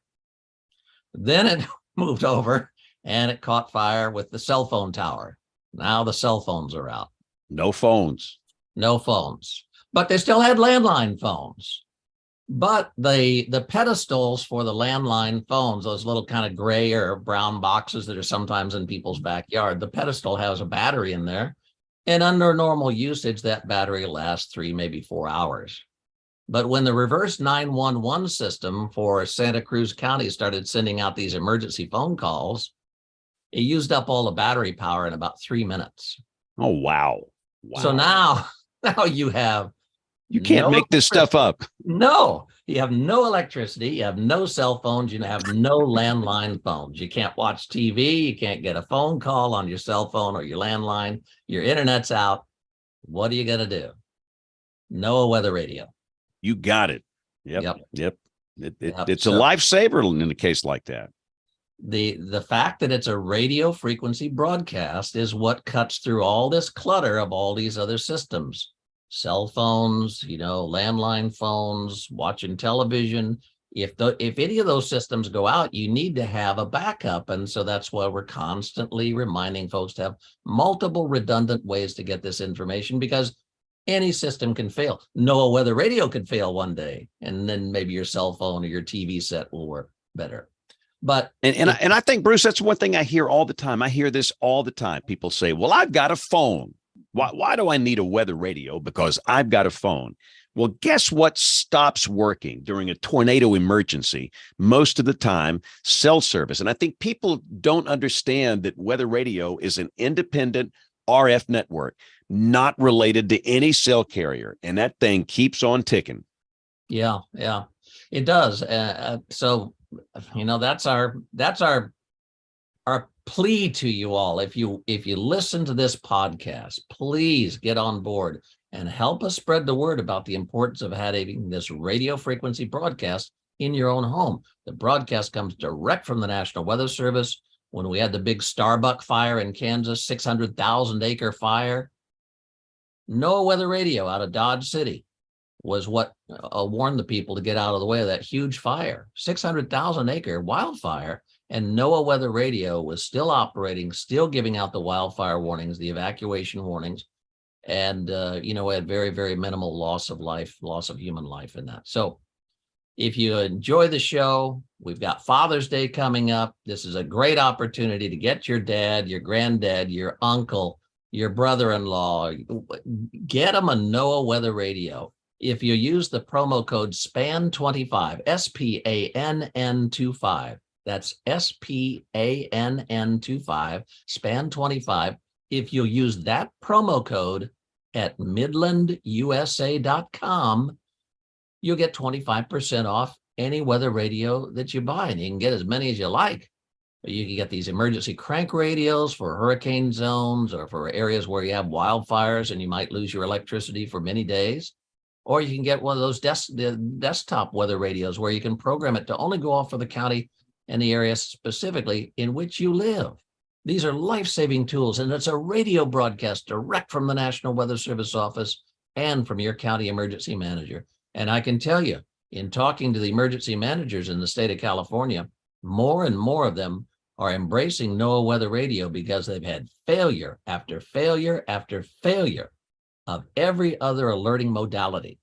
But NOAA weather radio, 60 years of service to this country, our official federal warning system, still works, and it still saves lives. Bruce, we have a big weather radio programming event in Cullman, Alabama, Thursday of this week. And we have huge crowds, and it's great. We're glad to help. If people need help with the weather radio, bring it by. If you want us to check it, bring it by. But one more point I want to make. It's really not that hard. I don't want people to get the impression that you have to have someone to program the radio for you. People can do it on their own, Bruce. It's not that hard. No, and we've really, I'll give great credit to our electrical engineers who design our radios. We try to make it as simple and easy and straightforward as possible. Nobody wants a complicated gizmo. It's just a pain in the rear. But if you have a gizmo that pretty well walks you through how to program it, that's the way to go. And these weather radios, by the way, James, you'll have 200 of them at that Lowe's store you're going to. 200. Yes. They're ready for you, my friend. we ran out of them at the last event, so that's good. That is good. So if by chance you're in North Alabama, come see us. We'll be there Thursday from 3:30 until 6:30 at the Lowe's in Cullman. Alabama, but weather radio is just crucial. Your primary way of getting a warning should never be a siren. And I'm not going to go off on one of my tangents on that, but it should never be a siren. It shouldn't be, social media or even your cell phone. If you're home, it should be a weather radio. It's a smoke alarm in your house for a tornado. So if you don't have one, get one, and please tell your neighbors and your friends to get one. Buy them one for Father's Day or for their birthday or for Christmas or whatever. It's just a great gift. And it's stunning to me how many people in really active weather zones still don't have one. Bruce, and how many years? 60 years? 60 years. We've had this. I know. I don't know what to do, James. Sometimes I get frustrated. Sometimes I laugh. Sometimes I cry. I think a lot of my gray hair comes from this one fact that we've been talking about this for all of these years. And I don't know what else to do. But I beg you, if you listen to this program, if you enjoy this program, I beg you, please spread the word about the National Weather Service official broadcast, NOAA Weather Radio, because it really works. It does. When the weather ball is red, warmer weather is ahead. When the weather ball is white, colder weather is in sight. When the weather ball is green, no change in the weather is foreseen. When colors blink, by night or day, precipitation's on the way. Hey, Rick, I really want to give you a chance to talk about last Thursday. Just kind of go into the whole situation, the event, the warning process, how it worked, and the anomalies with that event. Well, it was another in a string of interesting events that we've had this year. Not exactly your stereotypical May tornado outbreak or tornado event here in Oklahoma. Certainly there was a long list of failure modes, things that could have gone wrong with the event. I mean, there was some morning thunderstorms that it seemed like they were taking a long time to move out.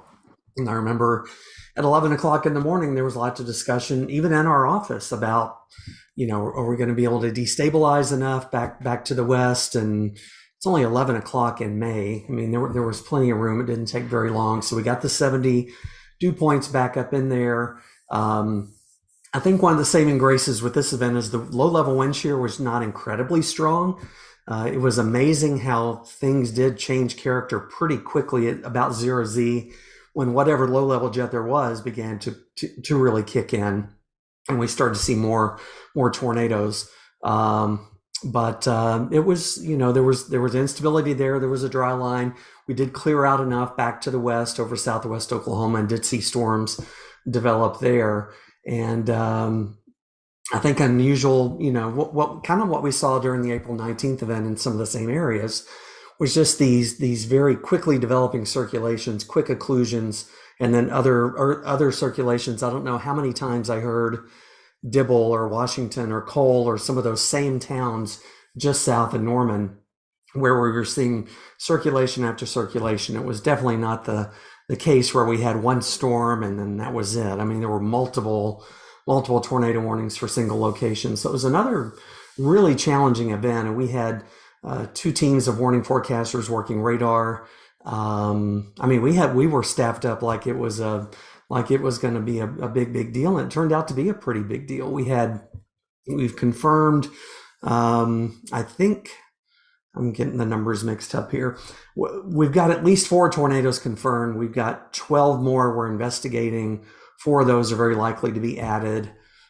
So yeah, we didn't have any EF2s or 3s or anything like that, but it doesn't take that much to have an impactful year. But it was a busy night. Lots of people in the office worked some 12, 14, 16-hour days that day. But it seems like the warnings were timely and the lead times were just great, as best you could do under the circumstances. I think so. I think we were able to get ahead of it. I think some of the same people that were issuing warnings for this one and some of the same team members were definitely involved in the April 19th. So there was some, similarities with this event. So I think there were some lessons learned. And given the environment, especially when we saw that low-level shear increasing a little bit after dark, we didn't hesitate very much on tornado warnings. I think I saw your picture floating around the tweeter that morning. You were standing in the SPC room. We're doing some coordination. It's a lot of people don't understand that your WFO is in the same building as SPC, so you can do that. That's a little unique. Yeah, I mean, we share a refrigerator and microwave and break room. So that specific visit, we were doing a webinar for all of our emergency management and media partners at 11 o'clock. And because their new day one outlook comes out 11:30, we didn't want to do our webinar and say, here's the outlook. And then 20 minutes after we finish, say, oh, no, you just thought that was the outlook. Here's the new one. But so we go over and pick their brain, annoy them sometimes about what are you going to do with the outlook. So we're talking to Jared Geyer was the lead forecaster, and Liz Lightman snapped that picture. But yeah, that's a common thing, and it's really a cool thing. I mean, every WFO can collaborate with the SPC, but being able to walk, just 20 feet to the next office is cool. Very cool. All right, let's go down to South Texas. Troy, what's your weather like for the next week? James, can you share, if you will, let me do screen share. I want to show you something that's developed over Austin in the last little bit. And let's see here. Give me a second to dig this one up and see what I can do. Looking at GR level here, this is where I am. And we saw showers earlier in the day and they died out. And then this cell started approaching the west across Lake Travis. And this has really become some efficient rainfall right over. This is where I am at AGHT2, my co-op station here. And we've had, since we've been in the last 20 minutes, we've had 0.3 of an inch of rain here. The bottom fell out, no lightning yet, but I expect that very shortly based on what I'm seeing. So just kind of interesting and thought I'd show that to you. Very cool. Awesome. James Adelot, how you doing up in Tulsa? All is pretty good. Our weather ball is green up here too. Yeah. So, yeah. I think aside from a couple of sprinkles for tonight and tomorrow morning, we will actually be dry until late Thursday. And then we just have a good widespread soaking rain coming back in on Friday, which again, with a very low severe weather risk, temps probably below average, which is 80 for the high for this time of year. And I'm starting to wonder if next weekend with low humidity, temps below average, sunshine and light wind might be the last really nice day before those June muggy days roll in. So what do you tell the chasers that want to get some more action going here? Are they done or is there more to come? I sent them over to Rick CWA. They're not done. They said it was done. They said it was done 2 or 3 weeks ago, and then all hell broke loose. So hang in there. There's several more weeks of chasing to go. Just chill out. We had 2 of our chasers under that K County storm that was moving at about 5 miles per hour. I asked them if they parked, took out their camera, and just walked alongside the storm to get those pictures. Wow. Hey James, another thing interesting is the it's not a sequel, but the Twisters movie, the follow-up to the Twister movie from '96 has started filming here last week, and they're filming here through the end of July. So there's bound to be something interesting happening while the film crews are out there hoping there's not thunderstorms. Exactly. Now do you have a part in this, Rick? No comment. Uh-oh. I do not officially have any part in this. We have provided some technical advice. They visited the office, things like that. But yeah, that's mostly the extent of it. When Rick goes out to his car, he's ambushed by the paparazzi now. It's really yeah. He had to sign an NDA, so he can't talk to us. I understand that. I know how it goes with these big stars here. Big stars. Yeah. All right. So, Jen, again, you're nice and cool and up there at those higher latitudes. It's great. And I'm loving it here in the Ohio Valley. Since I am the most northern brain, I do want to talk about the Pacific Northwest because we've had heat building in. I have a couple of radio stations out that way. And then I had some of the guys send me an article on the latest on the Canada wildfires. Alberta has got 89 active wildfires right now. 1.3 million acres so far burned, puts 2023 as the 5th busiest fire season on record in Alberta. So thinking about those folks out there with the heat, and the wildfire season is early for this. So we got a ways to go. All right, well, let's go to David and Chip. What kind of weather you guys going to have for the next week or so? Well, I'm sad that they're only taking federal firefighters, incident management folks up to Canada. I was really hoping for a chance to get up there this year with our incident management team, but didn't get that. We've gotten some moisture. Obviously, we had tornadoes there on Friday, and we had a couple on Thursday and one on Friday in Northwest Kansas. So finally, some tornadoes have been pretty quiet. Honestly, Andover was the one highlight over the last 5 years, really. So with the weather pattern looking like it does, it's brought some moisture to places that needed it. Just a drop in the bucket, we need a lot more. We'll take the cool weather, although it's probably not ideal for trying to mature our wheat crop a little bit more. And honestly, people are probably going to start complaining about disease. But we'll take the rain any way we can get it, and hopefully it helps out. The future is drizzling right now and about 55 degrees. David, how you doing? Hey, if Rick can keep the tornadoes out of McLean County, I will be very, very appreciative of that. No, I mean, hoping for some more rain for northwestern Oklahoma out of this next thing that comes through at the end of the week. And then our team's actually headed to Mississippi next week to do some field work related to the March 24th event that occurred down there. So that'll be my first time in Mississippi. So not looking forward to the humidity, but interested to be in a new part of the world that I haven't been to before. Troy, any tips for David here? What's that? Any tips from an old Mississippi guy like you for David? I assume, David, are you going down into is the Queen of the area around Yazoo City in that area? Is that yeah? I've talked. We have actually one of our emergency management people at the University of Texas, and I work closely with, has just joined our agency, and he is from that area. And David, he traveled it probably about 3 weeks ago, and he spent some time. And this guy has no meteorology background at all, but he just sat there in our EOC last week for graduation. I was visiting with him, and he just told me, he said it was the most incredible thing that I'd ever seen. There in that area that was hit, and so it's just pretty amazing, they say. And if you're going to Ackerman, Mississippi, Pap's Place, and Starkville, Mississippi, the Little Dewey, and we'll just leave it at that. So, and what's that place in Alabama? My favorite barbecue joint in Alabama is called Jim's Pit Barbecue. I'm talking about the other place. What place? Your hangout on TV when you mention them in severe weather. Oh, Wesley's Booby Trap Lounge. Yeah. Wesley's Booby there you Trap. go. Yeah. I don't think they have a Mississippi location. I don't think, David, that's a church. Yeah, no. All right.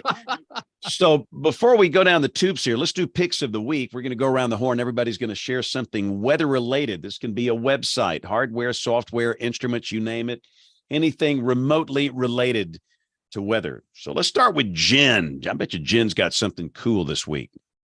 It is cool. I got an email from Kevin Myatt, and he is an author and writes for the Cardinal News, and they serve parts of Virginia. And he was actually on WeatherBrains episode 401, and he wanted to highlight one of our summaries. And I was like, sure. And so it was the oldest event we've ever covered. It was May 5th, 1834. And it was a tornado that had gone through their area. So they highlighted that. But in the same article, they highlighted Jim Minnick, who was on the show a couple of weeks ago for the Udall book. And so I wanted to share that article. We were really thrilled to be a part of that. Excellent. And all the links will be on weatherbrains.com. If only you could see what's in the chat room here.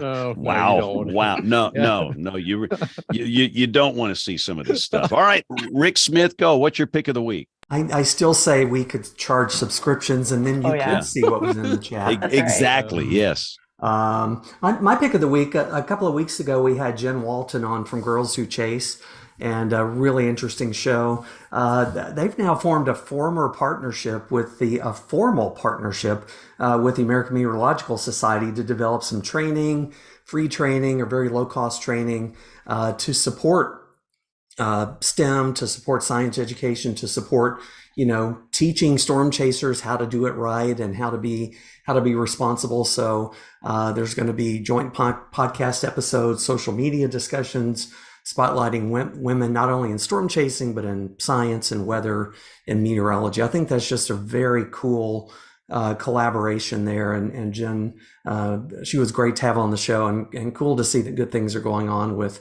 her organization and the AMS working together there. Excellent. Again, we'll put this up on weatherbrains.com. James Adelot, what's on your mind? What's your pick of the week?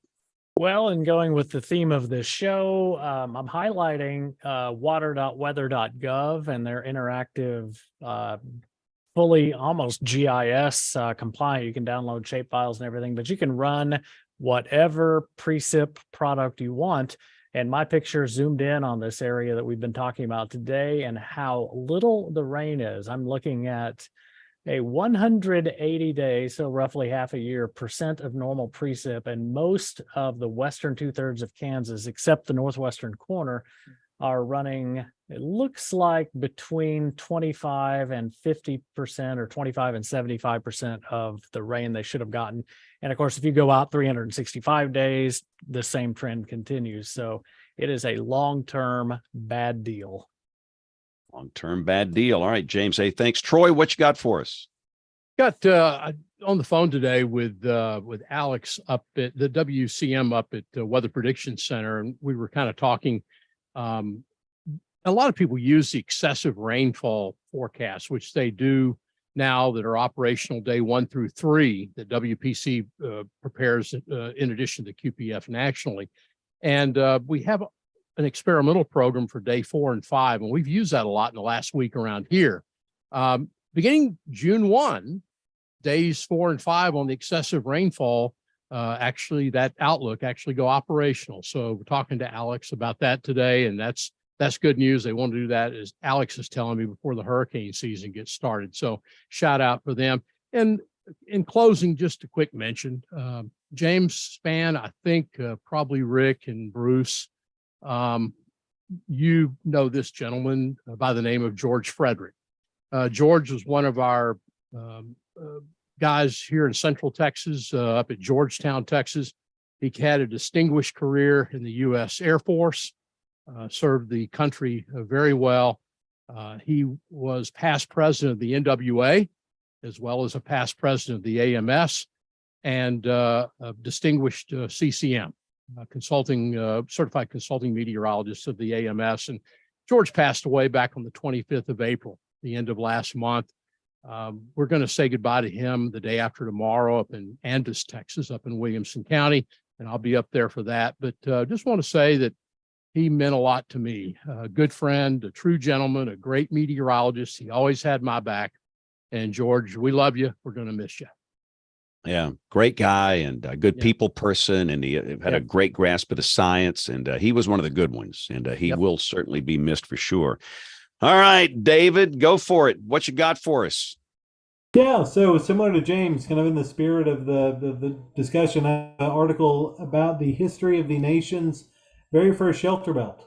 It's one of those things that a lot of people don't know that occurred, but in the Central Plains during the New Deal, during FDR's presidency, one of the ways that they were trying to fight drought and fight the Dust Bowl was by intentionally planting trees across Texas, Oklahoma, Kansas, all the way up. And so it just so happens that where I grew up in Greer County, I grew up 3 miles away from the very first shelter belt ever planted in the United States in Lake Creek, Oklahoma. So I have an article just talking a little bit about the history of that.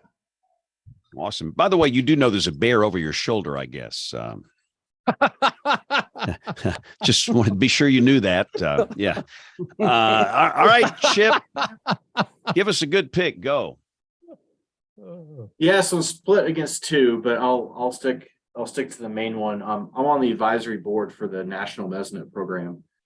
So it's a great program where you can go to their website and link through the different networks across the United States that are hopefully focused in your area. You'll find the one that's focused in your area. And so Kansas Mesonet, Oklahoma, all the main mesonets are part of it. as well as some private networks. Most of us have our data available somewhat publicly, so you can find some great information on the current drought, if they are in drought, or the lack of drought. And so that's nationalmesonet.us is the easy one. And then I will sneak in the second one. If you want to find maybe some soil moisture data with those, there's the nationalsoilmoisture.com is another great resource that points you towards those networks and to find that data that's more localized to you, that you might not find on weather.gov. Awesome. And again, we'll put all this on weatherbrains.com. So Chip, if somebody wants to get in touch with you, are you on the Twitter, the Facebag, or email? What's the best way? Yeah, unfortunately, I'm on the Twitter. You can find the Mesonet at KS MESONET, so at KS Mesonet. We'll go back and forth with Oklahoma, some good meme battles every once in a while. And then you can find me personally on Twitter at WX_Chip. Easy enough. All right, David, what's a good way people can follow you? Yeah, no, same deal with Twitter. So at dhogg, DHOGG29, and you'll get a nice blend of weather and ag. Usually, that's about it. Not very excellent. Well, thank you guys. This was a great show tonight. By the way, you know what started today? Yes, NHC is putting out their new 7-day outlook. Have you guys seen that? So instead of a 5-day, it's a 7-day. And every year they're going to start doing it on May 15th, and that we can have some preseason action. So soon it's going to be time for the hurricane season. But again, great show, David and Chip. Thanks so much. And of course, Andrew's on with us. We appreciate that. We've got to tie a bow on this one. If you are a noob here, we're typically on the air Monday nights at 8 o'clock Eastern, 7 o'clock Central. You can watch this live if you dare. YouTube.com/WeatherBrains, our WeatherBrains channel. But we know that most of you listen to the audio podcast version of the show, which typically is out in the podcast apps soon after midnight Monday nights. If you want to get in touch with us, and we promise we'll do a longer email segment next week, the email address here, it is email@weatherbrains.com. We'd love to hear from you. So on behalf of the entire WeatherBrains crew, I'm James Spann. Thanks for listening. Have a great week, and God bless. Great show, everybody. Thanks. This was good.